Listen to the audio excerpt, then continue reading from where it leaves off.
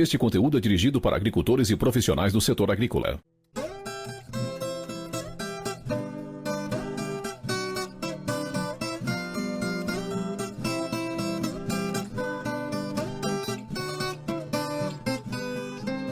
Você está ouvindo BASF Agro, um podcast que cultiva legados. Olá pessoal, estamos começando mais um podcast BASF Agro, podcast que cultiva legados. Eu sou Rafael Veiga, estou na posição de gerente de marketing para a marca Credence no Brasil e é um prazer estar com vocês novamente para trazer assuntos interessantes. Estamos começando nos próximos dias mais uma safra. E começando uma nova safra, o agricultor tem uma série de tomadas de decisões, tem uma série de escolhas que ele precisa fazer e tem uma série de desafios que ele vai enfrentar. Para falar um pouquinho sobre tudo isso, eu tenho um convidado especial comigo hoje aqui. Estou em Lucas do Rio Verde, estou aqui com o Fábio da Fundação, conhecido de todo mundo que está na região, mais de 14 anos na região, né, Fábio? Seja bem-vindo nesse podcast, seja bem-vindo nesse nosso encontro. Olá, Rafael Veiga, é um prazer estar aqui, né?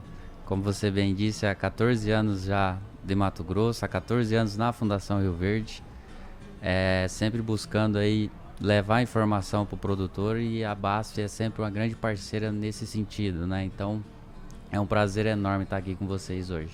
Prazer é nosso, Fábio, recebê-lo aqui.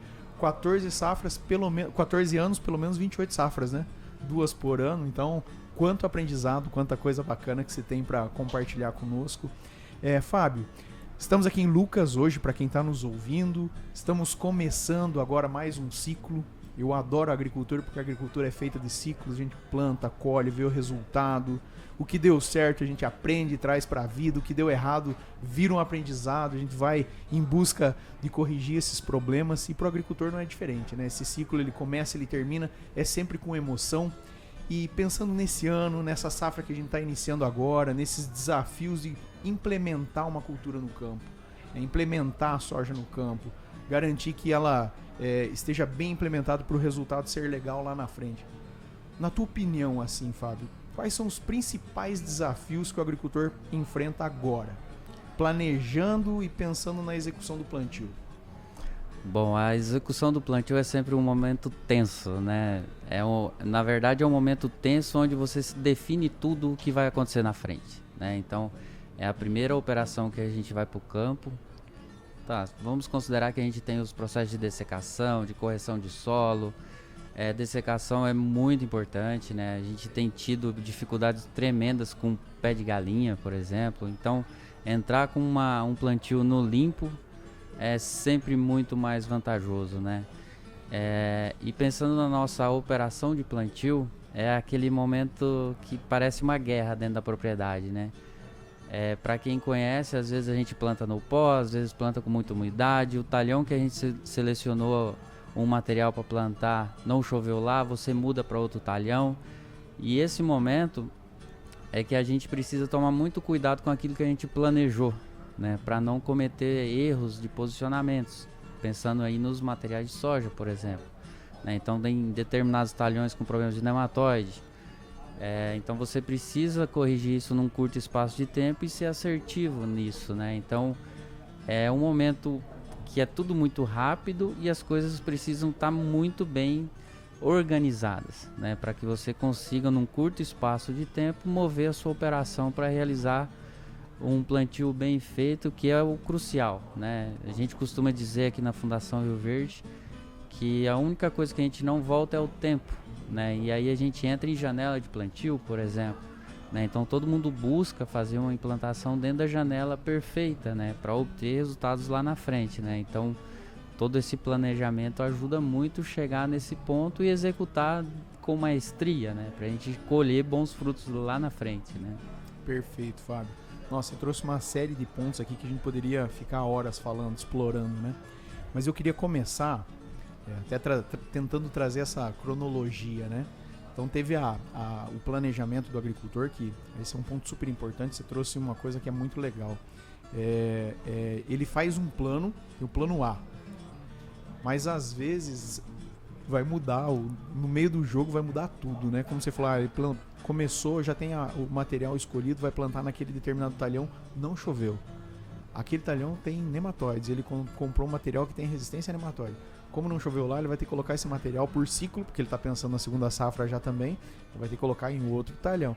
Então, eu acho que essa habilidade que o agricultor tem que ter do plano A, B, C, D, me parece que a única coisa que não vai acontecer é o plano A, o que ele planeja, porque tudo pode acontecer, vai mudar, né? Então, é muito difícil para o agricultor ter que tomar essas decisões a curto prazo e pensando já também que ele tem que ter uma boa produtividade em soja e uma boa produtividade no milho na sequência, né?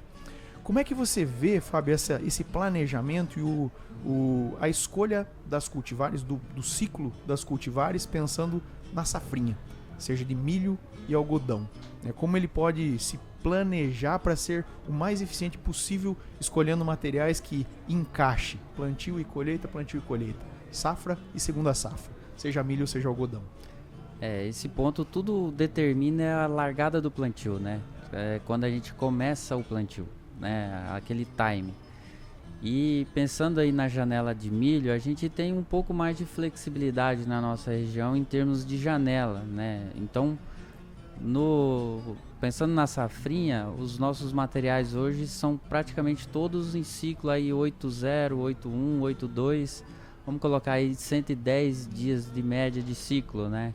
Quando a gente pensa no algodão, isso reduz um pouco, né? Então, a gente tem materiais hoje aqui de 100, 105, 95 dias, né? Então, você tem 100 dias para fazer a sua lavoura, né?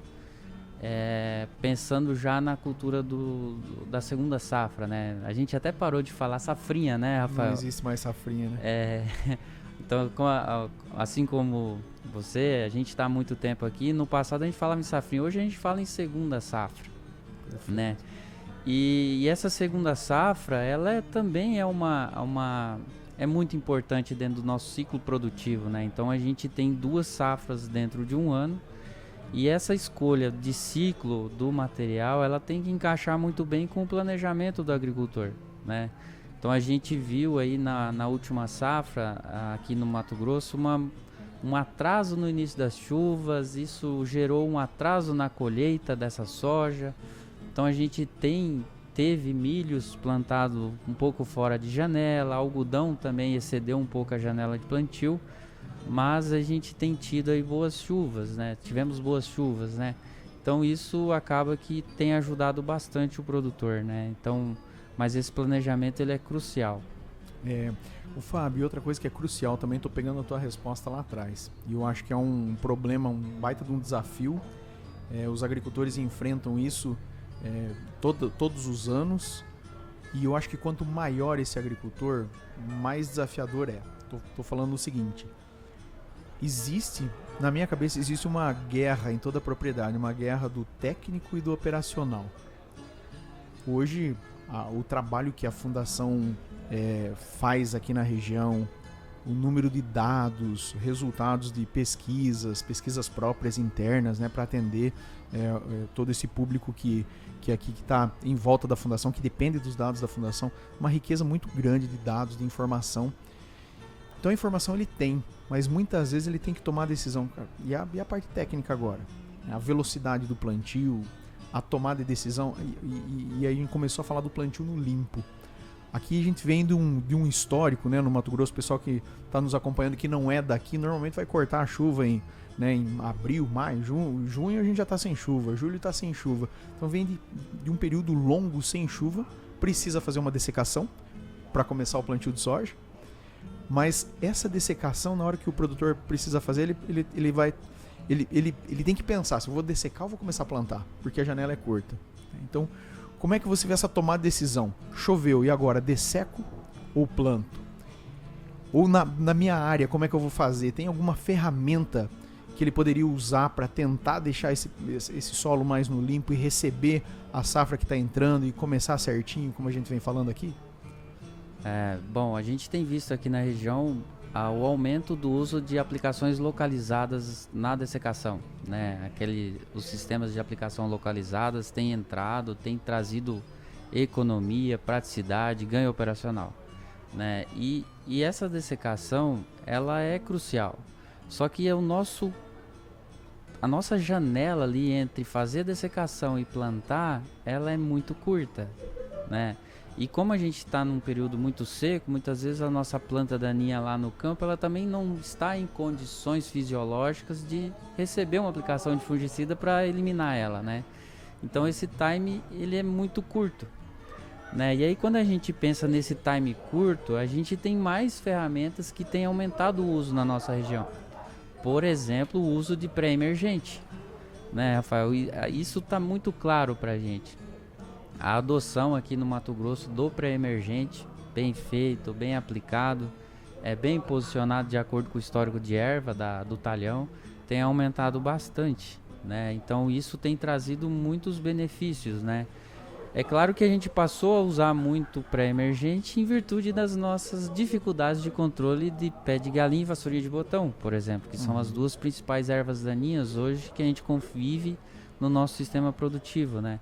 Então hoje o uso de pré-emergente tem ajudado muito a gente a construir aí os talhões de maneira mais limpas, né? Então a gente usa pré-emergente hoje na soja, depois a gente volta a usar no algodão, e no sistema soja-milho a mesma situação, né? Então a gente tem conseguido, com o uso dessa ferramenta, trazer lavouras mais limpas aí ao longo do tempo. Que bacana, Fábio. E é legal assim porque muda o sistema inteiro, né? Não é uma aplicação, talvez, naquele momento do pré-plantio. É um manejo que vai mudando e depende da realidade do agricultor, esse manejo vai ter que mudar também. Não tem bala de prata, né? Não tem um cartucho só. Então quando a gente olha para o nosso sistema produtivo, a gente precisa realmente integrar práticas de manejo hoje para a gente ser mais assertivo, né? Então a gente está falando de pré-emergente, a gente falou dessa dessecação antecipada para quem consegue operacionalizar isso.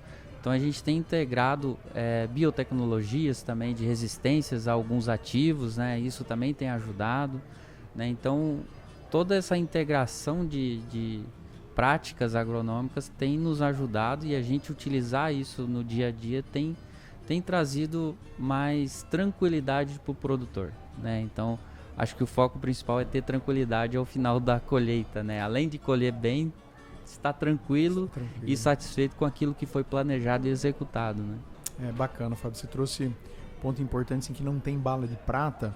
E eu diria também, né, uma pergunta para você, acho que não tem mais receita de bolo, porque tinha uma época que a gente sabia certinho o que precisava fazer num calendário, marcando, seja herbicida, inseticida ou fungicida, tinha receitinha de bolo, e aquilo ali era só seguir, né, um caderninho, uma caderneta, uma folhinha na parede lá e dava tudo certo. Hoje em dia esse cenário ele muda todo ano. Dentro da propriedade vai existir vários cenários, vários talhões com problemas diferentes, e que o manejo ou o planejamento precisa ser bem específico, né? Exato. Eu costumo dizer que nós estamos numa região onde a reciclagem ela é diária. Tanto para o agrônomo, para o técnico, para o gerente da fazenda, para o proprietário também. Então a gente precisa sempre estar se reciclando e buscando informações para a gente sempre estar errando menos. Acho que a palavra é essa, errar menos, porque as dificuldades operacionais, colocamos a deficiência de máquinas algumas vezes, o clima às vezes dificulta a operação, então a gente conseguindo integrar essas práticas e ser mais assertivo, buscar errar menos, se reciclando todo dia, ajuda bastante. Bacana. Até porque eu estava falando dos problemas que mudam, né? O Fábio, você trouxe o exemplo da vassourinha de botão, que é bem específico da região da BR-163. Se a gente for pro Parecis lá, tá aparecendo um caruru agora. No sul do estado, pé de galinha. Pé de galinha tá em todo lugar, né? Tá em todo lugar. Então, até essa dinâmica, eu lembro que ela vem mudando. Imagina para você que 14 anos acompanhando essas áreas nessa região. Vassourinha de botão não foi sempre um problema, né? Ela se tornou de um tempo para cá, não sei exatamente quando, mas antes dela tinha outro problema. E assim a gente vai, os problemas eles vão se renovando também, né? Não sempre temos novidade. E tédio a gente não morre aqui no Mato Grosso. Com certeza de tédio a gente não fica aqui. E assim, a gente olha para essa dinâmica na região, né? Aí falando um pouco do nosso dia a dia como instituição de pesquisa, né? a gente sempre tenta antecipar problemas, né? Ou antecipar os possíveis problemas e as possíveis soluções. Mas isso também é um exercício muito grande, né? E a pesquisa tem sempre buscado antecipar, né? Mas a vassourinha de botão, por exemplo, ninguém esperava que ela ia ganhar essa proporção aqui na nossa região, né? Então, nos últimos 3 anos aí praticamente a gente tem visto o problema se tornar sério em algumas propriedades, em alguns talhões e cada vez mais expandindo a área de problema, né? Perfeito. E o uso correto das ferramentas vão dar uma vida mais longa ou mais curta para essas ferramentas, né? Então, se o agricultor pensar só a curto prazo, a gente já viu isso acontecer em milho, em biotecnologias, com fungicidas, com herbicidas, com tudo, né? O manejo correto dá uma vida mais longa para a tecnologia, seja ela qual for, herbicida, inseticida. O uso incorreto vai limitar a vida e muitas vezes a gente vai precisar reciclar, pegar uma ferramenta antigona lá de trás, ressuscitar ela e ela vai voltar a fazer efeito. A gente vive mesmo de ciclos na agricultura, né? Até mesmo os produtos. E é bem dinâmico, né? Voltando aí na vassourinha, ela também é hospedeira de mancha-alvo. Olha só. Para a cultura da soja, né? Que hoje é a principal doença que a gente traça as estratégias de controle, né? Então a mancha-alvo tá na vassourinha, tá na soja, tá no algodão. Então, assim, é muito dinâmico, né? Então a gente integrar todas essas ferramentas é o caminho, né? É muito dinâmico e tá tudo interligado, né? Eu sempre comento que eu gosto do exemplo daquele cubo mágico, né? Na agricultura é muito assim, às vezes você consegue arrumar um lado, uma superfície deu certo, as outras estão todas bagunçadas. Vou arrumar a próxima agora, bagunça aquela que você já tinha arrumado, e assim a gente vai. Por isso que é gostoso, e por isso que a gente fala que de tédio a gente não morre aqui.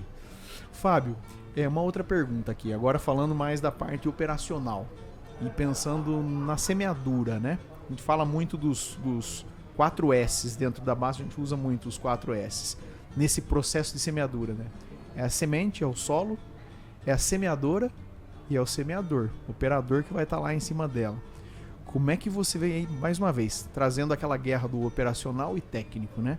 O agricultor, ele sabe, ele tem informação de qual que é a velocidade de acordo com a máquina que ele tem, né? De acordo com o que ele tem na propriedade dele, ele sabe a velocidade ideal e tal, mas muitas vezes tem aquela pressãozinha, puxa, tá uma nuvem ali, eu preciso fechar. A gente falou muito do calendário e pro pessoal que não está no Mato Grosso, né, tudo isso acontece com muita chuva, né? Plantio de soja com muita chuva. Então, mais esse complicador, eu tenho tantos dias, mas que chove todo dia, então não dá, o número de horas não é proporcional. Então essa guerra aí que acontece, Fábio, e como olhar pro operador, para a máquina revisada, prontinha, para a semente e para o solo. Bom, como você comentou, né? Na mão do agricultor ele tem muito fácil ali dentro da propriedade a máquina que ele está usando, ele consegue também o operador trazer ali as recomendações da operação. O solo, nós temos dificuldades de plantio pela variabilidade de solos que a gente pode ter no Mato Grosso também, né? Predominante latossolos, mas a gente tem outras situações. Temos áreas drenadas que também dificultam essa operação de plantio, né?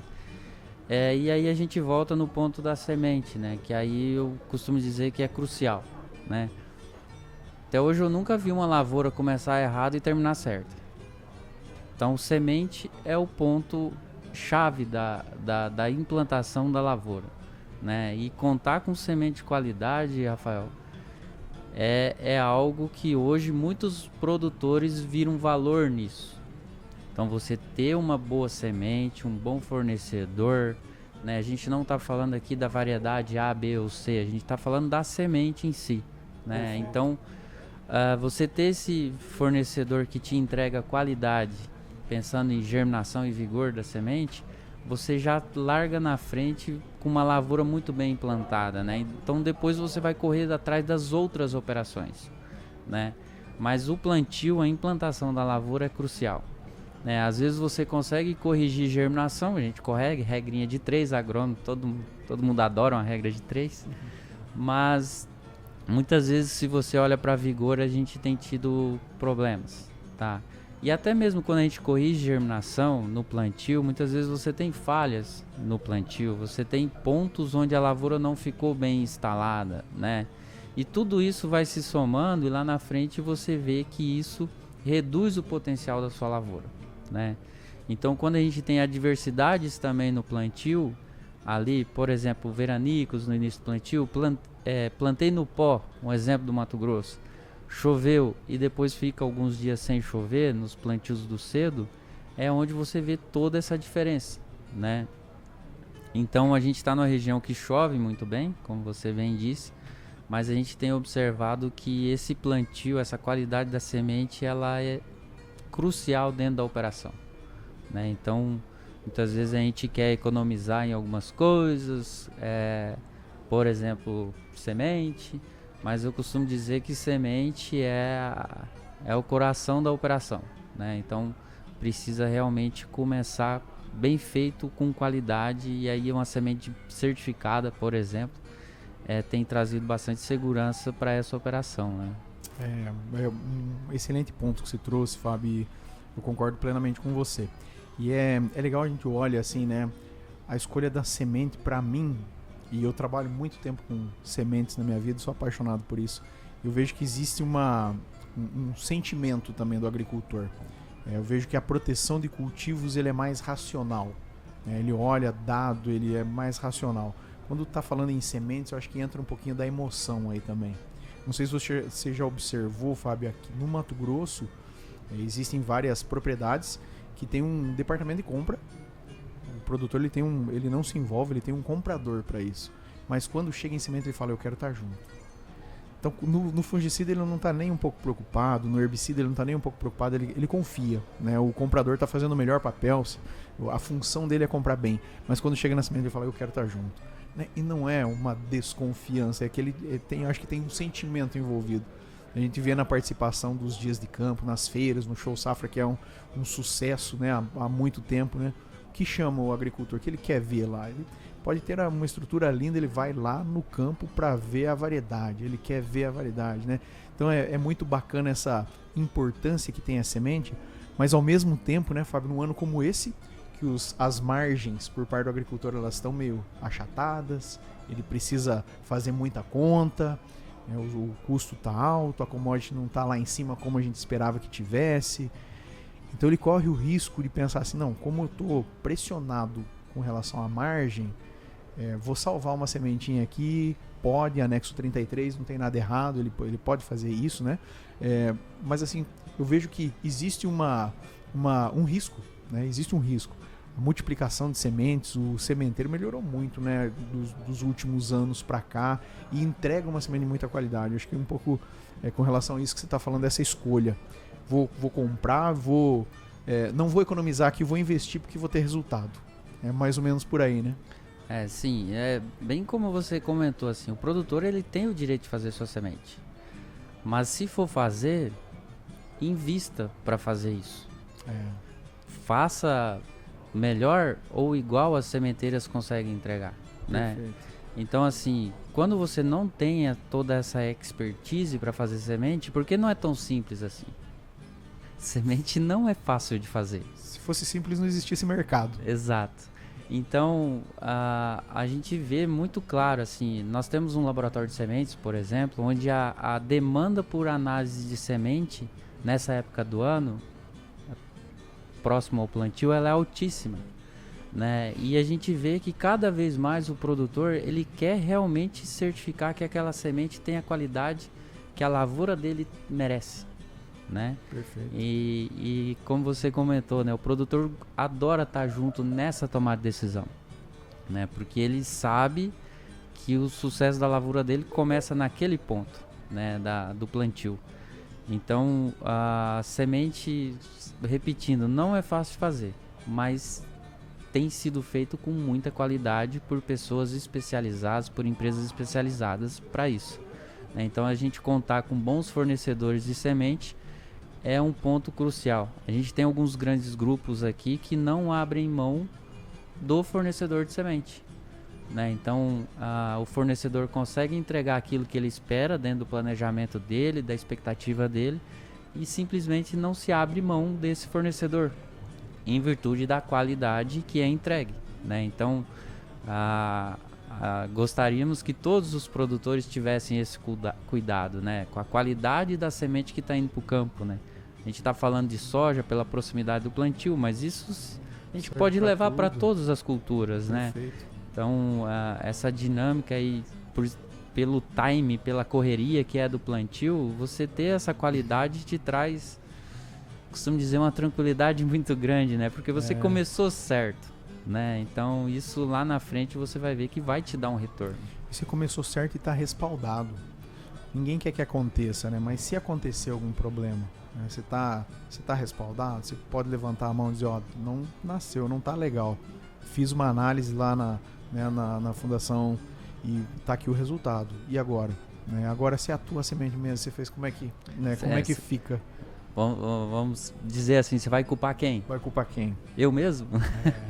Mas é realmente esse respaldo também, né? Você ter em quem confiar, em quem pedir ajuda. Ó, pessoal, deu problema aqui, vamos sentar, vamos entender, vamos me ajudar, vamos corrigir isso na maior rapidez possível, né? E às vezes isso ajuda muito, você ter bons parceiros ali no campo, te ajudando a errar menos, né? A gente começou falando em errar menos, né? E isso é um ponto que eu considero chave para isso, né? Eu gosto muito quando você fala de errar menos. Eu acho que esse tem que ser o nosso objetivo no dia a dia, né? E a cada safra é essa lição. E é muito bacana quando a gente pensa, vou fazer a minha semente, mas eu tenho condição de fazer igual ou melhor que um multiplicador, que um sementeiro, né? Se sim, beleza, se não. Mas é legal olhar para isso, porque como evoluiu a produção de sementes e há pouco tempo atrás a gente falava em quilos por hectare. Tal cultivar é tantos quilos por hectare, vou comprar tantos quilos dela para plantar tantos hectares. Hoje não fala mais em quilos, fala em plantas, né? Plantas finais, eu preciso de tantas plantas. E aí, como você falou, a gente faz na regrinha de 3 para tentar dar uma ajeitada se não tiver com tudo isso, mas a distribuição nós não vamos conseguir arrumar, né? Então, se eu tenho que jogar 1 ou 2 sementes a mais no metro, como é que eu vou saber onde ela vai estar distribuída, né? E aí, Fábio, para mim tem muito claro, né? Quando a gente olha para resultados de SESB, por exemplo, dentro da própria fundação se deve acompanhar, tem produtores que atinge fácil os 100 sacos, né? Consegue fazer 100 sacos por hectare, mas se a gente olha a média Mato Grosso, a média Brasil, é muito longe disso. E para mim está cada vez mais claro, eu queria ver se você concorda ou não com isso, mas para mim está cada vez mais claro que a diferença dessa produtividade média, seja da região, seja da fundação, seja de um determinado agricultor que está ali nos 60, talvez até 70, e uma produtividade média lá em cima, o que diferencia esses dois resultados são os detalhes? Sim, pequenos detalhes. São os pequenos detalhes. Pequenos detalhes fazem uma diferença muito grande, né? Então a gente evoluiu muito na agricultura nos últimos anos, né? A gente evoluiu muito, tecnicamente falando. O potencial produtivo dos cultivares hoje é outro patamar, digamos assim. Nós estamos falando aí há pouco tempo atrás, 55 sacos, todo mundo estava tranquilo, ok. Hoje a gente tá buscando aqui média de fazenda, e esse ano a gente teve isso, 75 sacos, média fazenda, tá? Então, esses detalhes que faz essa diferença, né? Então, você ir corrigindo pontos que você vê que a tua fazenda precisa, o teu talhão. Vamos extrapolar, olhar só pro talhão, porque dentro de uma fazenda você pode ter várias realidades, né? E aí, você corrigindo para cada talhão da sua fazenda, conhecendo ali o teu talhão, você consegue ser mais assertivo, né? E esses detalhes fazem muita diferença. E o nosso bate-papo é sobre isso, né? Sobre como minimizar esses erros, como errar menos e como acertar um pouquinho mais no detalhe e no final das contas colher mais, ser mais eficiente na nossa atividade, né? Então a gente falou um pouquinho do plantio, né? Você falou do plantio no pó. Às vezes ao contrário também pode acontecer, um plantio molhado, chove muito nessa época e o produtor precisa plantar, então existe esse risco. A gente falou de regulagem de máquina, né, da semeadeira, que tem tempo para isso. Vai colher uma safra de milho, tem tempo para deixar tudo perfeitinho. Tudo redondo. Tudo redondinho para começar o jogo de novo. Treinamento, se for preciso, de operadores, né? De quem está operando essa semeadeira, precisa saber o que está acontecendo, precisa saber a importância do papel dele num plantio, né? Eu acho que isso é muito legal quando você tem um colaborador da fazenda que ele sabe a importância do papel dele na lavoura como um todo. Se ele fizer alguma coisa errada ali, o resultado lá no final vai ser ruim por conta daquela ação, né? A gente tem com certeza um resultado bem melhor. Falamos de outras boas práticas aqui, estou tentando recapitular já, Fábio. Falamos de outras boas práticas aqui, escolher uma semente de qualidade, uma semente certificada. Tem boas práticas que a gente acabou não abordando aqui, mas super importantes também, detalhes, né? Um bom tratamento de sementes, né? Faz toda a diferença o tratamento de sementes. Sim, hoje tratamento de semente é crucial na nossa dinâmica de pragas e doenças. Vamos colocar nematóides nessa jogada também, né, Rafael? Acho que nunca se viu tanto problema de nematóide na nossa região, assim como foi nessa última safra, né? E o tratamento de semente ali, ele vem para ajudar muito, né? A gente vê também um crescente uso de aplicações no sulco de semeadura, tá? É uma outra ferramenta que evoluiu bastante, que tem nos ajudado, somando-se ao tratamento de semente. Então, você tendo uma semente de qualidade, com bom tratamento de semente, você conseguiu fazer uma boa dessecação, a sua máquina está regulada, né? Fazendo um resumo. Parece fácil, né? Parece fácil. Mas não é bem assim. Mas assim, isso são todas ações que muitas vezes estão na nossa mão no dia a dia, né? Então, escolher uma boa semente, aferir se realmente ela está com um potencial germinativo ideal. Vigor é crucial dentro disso, tá? Por mais que não se tenha uma legislação específica para vigor no Brasil, mas a gente já vê empresas sementeiras entregando lotes somente com vigor acima alto, né? Um vigor bom. Isso tudo mostra a evolução, né? A gente tem evoluído muito no nosso dia a dia da fazenda, com as nossas ferramentas digitais. Se a gente for falar de digital também, a gente vai ter Dá mais um episódio. Fica a dica, se já não foi feito, né? Legal. Mas todo esse pacote tecnológico que está na nossa mão hoje vem para somar, né? Então essas ferramentas precisam realmente somar para o agricultor, né?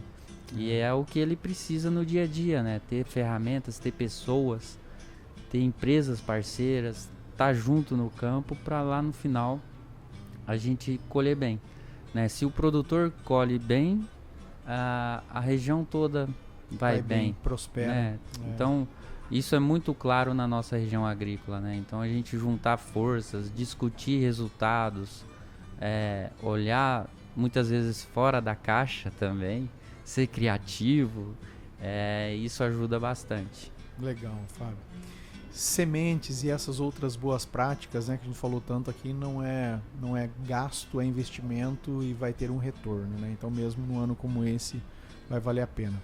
Fábio, queria que você deixasse tuas considerações finais aqui, pensando, né, que o agricultor está nesse momento agora, o recado que você gostaria de dar para ele, o que não pode passar despercebido de maneira nenhuma, né, que ele tem que olhar, tem que se atentar, porque às vezes é um pequeno detalhe, mas se ele não olhar agora, só na próxima safra para corrigir esse detalhe. Não dá mais tempo, né? A nossa atividade é assim, né? Dependendo do que for, só no que vem para mexer, não dá mais tempo nessa. Então eu queria que você deixasse as considerações finais, pensando em tudo que a gente discutiu aqui nesses minutos que bacana demais aqui da nossa conversa. O recado assim é pro produtor ele ter certeza, se certificar que a qualidade da semente que ele está levando para o campo é realmente a que ele espera, a que ele confia, né? Para que lá na frente ele realmente obtenha o resultado que ele busca, né? Então muitas vezes a gente pensa muito, vou trabalhar com 4, 5, 6 aplicações de fungicida. Ok, mas a minha lavoura realmente tem esse potencial, né? E isso começa lá no plantio, com uma semente de qualidade dentro dos parâmetros que o produtor busca, né? Então, acho que o ponto crucial para uma lavoura de alto teto produtivo é realmente a semente, né? Então você começar certo, começar bem feito, te ajuda muito lá na frente. E depois é você implementar as práticas de manejo para cuidar de uma praga, de uma doença, de uma planta daninha, por exemplo. Mas começou errado, não termina bem, né? Então isso é o ponto crucial. Verdade. Fábio, quero agradecer aqui muito tua presença conosco, agradecer tua disponibilidade, tá pronto para falar com o agricultor. Quero agradecer aqui a você, mas estender esse agradecimento a toda a fundação, né? A gente sabe do quanto a fundação é importante para a região, não só de Lucas do Rio Verde, mas para todo o médio norte aqui do Mato Grosso, para toda a região do Mato Grosso inteiro, né? Nem só do médio norte. E a fundação sempre trazendo muito esse tipo de ajuda para o agricultor, né? Do que fazer, do que não fazer, onde corrigir, né? Aqui está uma coisa que a gente precisa mexer para ser mais eficiente. Então, não por acaso a fundação é um sucesso há muito tempo, né? E nos orgulha essa parceria também, que é BASF e Fundação Rio Verde, é uma parceria de longa data, né? E espero que a gente possa continuar por muito tempo juntos, trazendo novidades, trazendo respostas, às vezes trazendo perguntas, trazendo dúvidas, que é nosso papel também, né? Agradeço muito pela tua presença aqui conosco. Quero desejar a todos que nos acompanham aqui uma excelente safra que está começando agora. Muito obrigado por nos acompanhar, por ter ficado conosco até aqui. E para receber mais informações como esse, mais conteúdos como esse, para vocês acompanharem todas as novidades da BASF, nos sigam nas nossas redes sociais, acompanhem o nosso podcast e que com certeza muitas conversas boas ainda virão. Muito obrigado e boa safra para todo mundo. Obrigado, Fábio. Obrigado, Rafael. Obrigado a todo o time BASF aí pela oportunidade de levar a informação pro agricultor, que é o ponto central do nosso trabalho. Valeu. Boa safra, pessoal.